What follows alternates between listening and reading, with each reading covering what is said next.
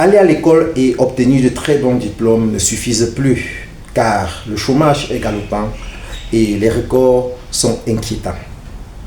C'est la raison pour laquelle Robert Kiyosaki, dans son livre Cash Flow Quadrant, nous parle des 4 principes que si nous appliquons, nous sommes sûrs de pouvoir réussir dans notre vie professionnelle et financière. Dans cette vidéo, je vous parle de ces 4 principes.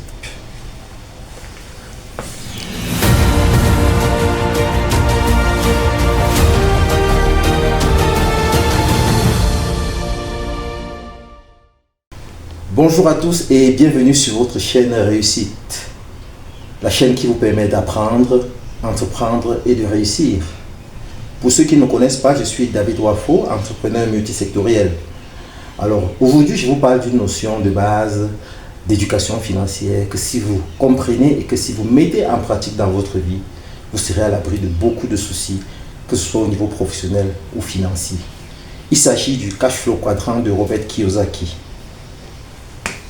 dont je vais illustrer à travers cette image.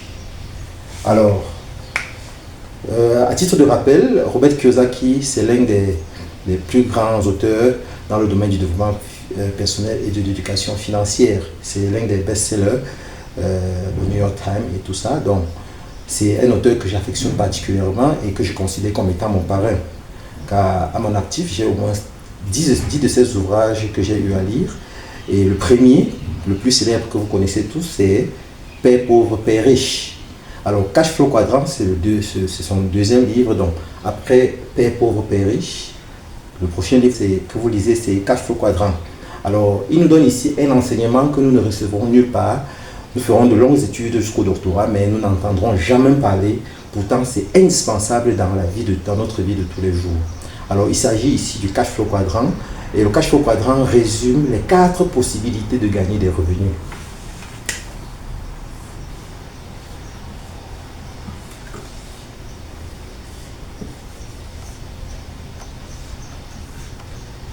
Voilà. Donc, le quadrant est résumé ainsi que vous pouvez vous en rendre compte ici. Nous avons au début les employés.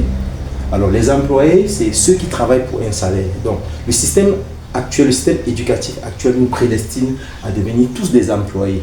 Donc on vous dit, allez à l'école, faites de bonnes études, obtenez de bons diplômes et vous aurez un bon boulot par la suite. Alors, la deuxième partie du quadrant, c'est le S, qui fait référence au self-employed en anglais. Ça veut dire les entrepreneurs autonomes, ceux qui travaillent à leur propre compte. Et le troisième élément du quadrant, ce sont des business owners, donc les propriétaires d'entreprises. Et à la fin, nous avons les investors ou investisseurs. Alors, ce quadrant a une particularité, c'est que nous pouvons le diviser en 2. Comme vous pouvez vous en rendre compte, il est à la base structuré en 4 parties, mais nous pouvons le résumer en 2 principales parties qui représentent les 2 principales étapes que nous devons franchir si nous voulons être financièrement épanouis. Alors, ici, les employés, vous donnez votre temps et vos efforts en échange de votre salaire. Ça veut dire que quoi? Tant que vous avez un emploi et que vous travaillez, vous avez des revenus et vous pouvez mener une vie normale. Si vous perdez un emploi, ou alors si vous ne parvenez pas à trouver un emploi, vous êtes au chômage, vous n'avez pas de revenus. C'est le cas actuellement, malheureusement, vous voyez, les courbes du chômage en Afrique et partout dans le monde sont de plus en plus inquiétantes. Ce sont des courbes en constante croissance. Pourquoi sont-elles en croissance permanente? Parce que nous avons été formés pour travailler et non pour chercher de l'emploi et non pour créer de l'emploi. Alors, le deuxième élément du quadrant, les self-employed ou alors les entrepreneurs autonomes, ce sont les gens qui exercent des professions libérales, comme par exemple les avocats, les médecins, les traducteurs, j'en passe. Ou alors les commerçants.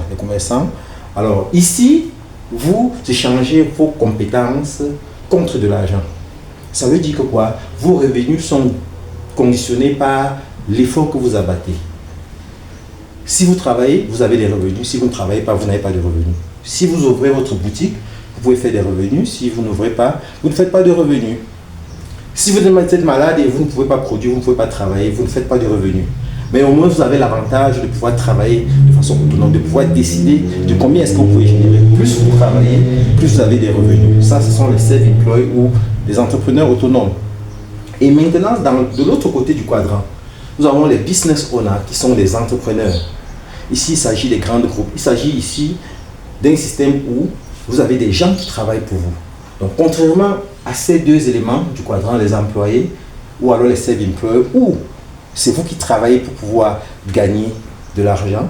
Ici, ce sont des gens qui travaillent pour vous. Vous avez des individus qui travaillent pour vous. Donc ici, vous avez un système. Vous avez un système que vous avez mis sur pied. Donc vous développez un système et ce système consiste à avoir des gens qui exécutent les tâches, le cahier de charges qui leur est destiné. Alors ici, vous pouvez voyager toute l'année et vous revenez en fin d'année, vous êtes plus riche que quand vous êtes parti. Donc vous avez passé l'année à vous consacrer à autre chose, mais votre business n'a souffert de rien parce que vous avez nommé à la tête de vos business des gens qui comprennent, des gens qui exécutent ce qui a été planifié. Et en Afrique, vous avez beaucoup de cas comme ça que nous avons cités. Nous avons beaucoup d'entreprises que nous pouvons classifier ici. Nous avons par exemple les banques. Vous voyez les banques, vous n'allez jamais arriver dans une banque et vous allez trouver le propriétaire. Vous voyez les chaînes hôtelières par exemple. Vous allez voir une chaîne hôtelière par exemple, la Falaise Hôtel, sans publicité. Vous allez voir qu'ils ont des branches presque partout, mais vous n'allez jamais trouver le propriétaire dans aucune de ces branches. Donc, il y a beaucoup d'entreprises comme ça là qui fonctionnent. Vous avez les systèmes de franchise, par exemple, McDonald's, KFC, que vous connaissez. Vous n'allez jamais trouver le propriétaire dans l'une de ces entreprises-là. Pourtant, elles fonctionnent à plein régime 24 sur 24 sans avoir besoin de vous. Donc, ça, c'est la particularité dans ce secteur d'activité. Vous avez des entreprises comme Dangote, CFAO en Afrique, ça sans publicité, qui fonctionnent sous ce modèle-là. Donc, ce sont des systèmes déjà bien construits qui fonctionnent de façon autonome. Alors, en plus de ce système, nous avons maintenant la quatrième partie du quadrant qui représente les investisseurs. Ici, il y a des investissements comme l'immobilier, le secteur de l'immobilier. Ici, on parle le plus souvent des revenus passifs. Donc, quand on parle en fait de revenus passifs, nous parlons plus de ces deux côtés parce que nous avons ici un système qui travaille pour vous. Vous avez des individus qui travaillent pour vous. Ici, vous avez votre investissement qui travaille pour vous. Ici, vous avez un système, ici vous avez un système qui travaille pour vous et ici vous avez votre argent, donc vous faites des placements, vous pouvez faire des placements dans des entreprises, vous pouvez investir dans de nouvelles startups, vous pouvez prendre des actions dans des entreprises, vous pouvez investir dans l'immobilier et ça vous permet de générer des revenus passifs. Donc ce n'est pas différent de ceci parce que ça n'a pas besoin de votre présence physique, vous n'avez pas besoin d'avoir une expertise dans le domaine, vous avez des gens qui comprennent ce qu'il faut faire, ils sont spécialisés pour mener à bien le succès de l'entreprise. Vous avez des gens spécialisés pour gérer vos investissements. Alors que vous soyez là ou pas, vous avez des revenus. Dans l'immobilier, par exemple, il y a plusieurs options de pouvoir investir dans l'immobilier. Vous pouvez faire des achats et des reventes, que ce soit des terrains ou des biens immobiliers déjà bâtis. Vous pouvez faire dans la location, vous pouvez investir dans la location longue durée ou courte durée. Donc, il y a tellement de possibilités que vous pouvez envisager pour pouvoir vous en sortir quand vous êtes déjà dans ce domaine. Alors, pour ceux qui ne sont pas abonnés, alors ce que je vais expliquer, alors que j'ai fini avec la présentation du quadrant, je vais passer à la prochaine étape qui est encore plus intéressante et je vous invite à vous abonner de manière à ne rater aucun épisode parce que il est important que vous écoutiez ce développement jusqu'à la fin. Je vais amorcer l'une des parties les plus importantes de cette présentation. Alors, beaucoup parmi vous diront, c'est tellement compliqué de pouvoir investir dans le côté droit du quadrant parce qu'il faut beaucoup de ressources financières et tout ça. Mais la bonne nouvelle, c'est que nous pouvons tous nous retrouver dans les 4 éléments du quadrant. Nous pouvons être employés. Nous travaillons au début parce qu'il faut bien constituer un capital au départ et la façon la plus facile de constituer un capital, c'est de travailler pour apprendre, pour deux choses. Vous travaillez pour apprendre et pour gagner financièrement. Donc, la raison pour laquelle vous travaillez, ce n'est pas seulement pour l'argent comme certains le pensent, mais c'est aussi pour consolider vos connaissances, c'est pour mieux apprendre.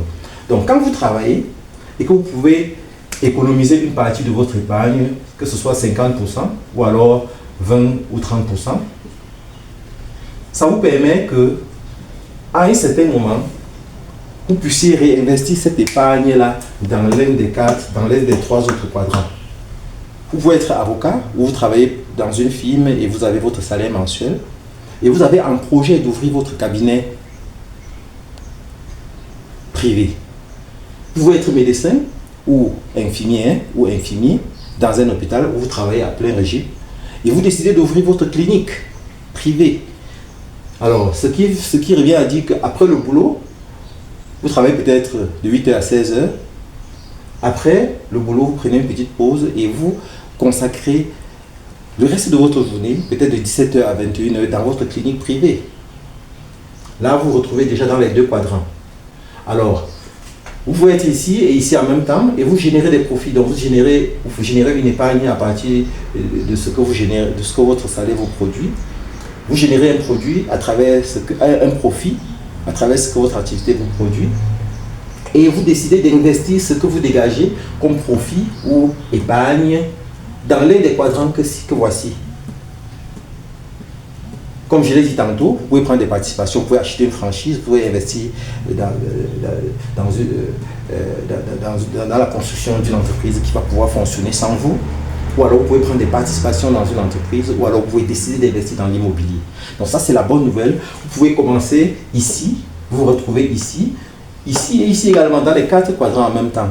Alors quand vous vous retrouvez dans les 4 quadrants, vous faites un effort de mettre plus d'énergie dans le quadrant grand, dans le quadrant blanc droit. Parce que quand vous avez une bonne assise dans le quadrant blanc, ça vous permet de gagner en temps, ça vous affranchit. Vous voyez un peu donc. Vous vous rendez compte que si vous commencez ici et que vous vous retrouvez de ce côté et que vous avez la possibilité de mieux investir ici, vous pouvez facilement commencer à avoir plus de temps pour votre famille, parce que la raison pour laquelle nous travaillons, c'est parce que nous voulons avoir plus de temps pour nos familles, pour prendre soin de nous et prendre soin de notre famille. Nous voulons avoir beaucoup du temps et les moyens pour pouvoir voyager, découvrir du monde. Nous avons besoin du temps pour pouvoir profiter de la vie. Et pour mieux profiter de la vie, il faut se retrouver du quadrant droit. Pour être épanoui financièrement, tout le reste de notre vie, il faut tout faire pour se retrouver du quadrant blanc. Ce n'est pas aussi facile que ça, mais c'est un processus qu'il est important de commencer le plus tôt possible. Il ne faut pas attendre gagner très gros pour commencer à investir. Donc, le plus tôt qu'on commence, l'idée c'est d'avoir la vision de rêver grand et de commencer petit, là où nous sommes, avec le peu que nous avons.